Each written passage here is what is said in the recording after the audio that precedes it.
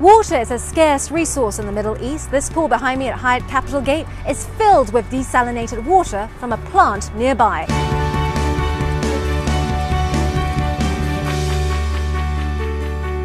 Saudi Arabia is home to the world's biggest desalination plant, but the downside of desalination is it produces a concentrated salt stream.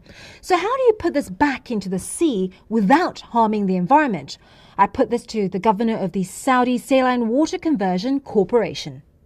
First of all, to protect your environment, you need to reduce the temperature so that you bring it back again into a place where that is more adapted to be next to it. Currently, we're looking at an investment to utilize the minerals, concentrated minerals in the seawater itself, as well as also to bring it back again, more likely into the area next to it, so similar to the requirement there.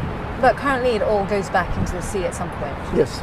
Almost 60% of the water that's used in Saudi comes from desalinization.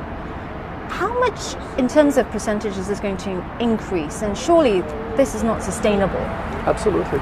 Currently, at this minute, we are producing, the government of Saudi Arabia is producing through their own plant almost 3 million cubic meter per day. There is another 2 million cubic meter per day comes from the private sector, from the IWPPs, a total of almost 5 million cubic meter per day. We need to increase our production from the current 5 million cubic meter per day to almost 7 million cubic meter per day in less than 2 years.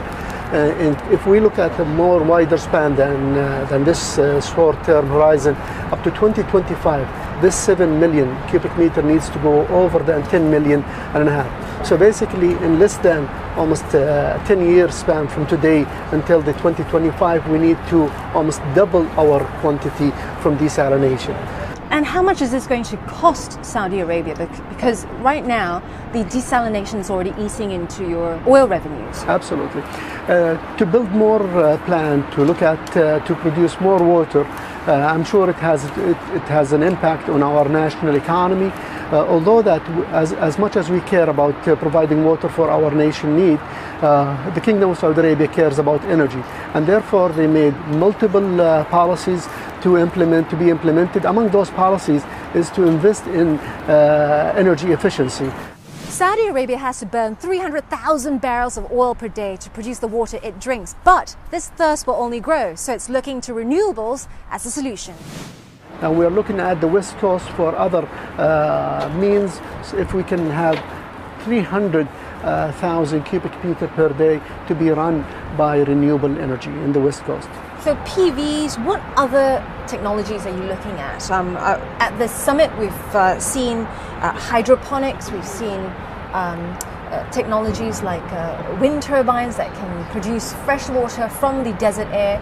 Are you looking at any of these technologies to help your water? All technologies has been looked at. One part of the enabler that we've been working on is to be holistic. Holistic in terms of our technology usage, in terms of the upstreams and the downstreams. What kind of energy that we would like to use? Should we go with renewable or should we go with renewable? Even the technology, even itself, the desalination technology itself is more advanced than what used to be here. So we're looking at the multiple and hybrid and tri-hybrid even with the desalination. So it's a holistic approach that we've been looking at rather than just looking at specific technology to be adapted. But out of this holistic approach, which area is Saudi putting its money on? We're looking at PV, we're looking at CSP, we're looking at wind on the west shore. So the multiple ones that currently now we are looking at. In terms of the technology for the desalination, we are looking at the more advanced in terms of MED, MSF, RO, as well as also. So anything that will preserve our oil for today and for the future, not only for our generation, for all the generation on the globe, because we believe that the Kingdom of Saudi Arabia, as much as we care about water, we care about energy.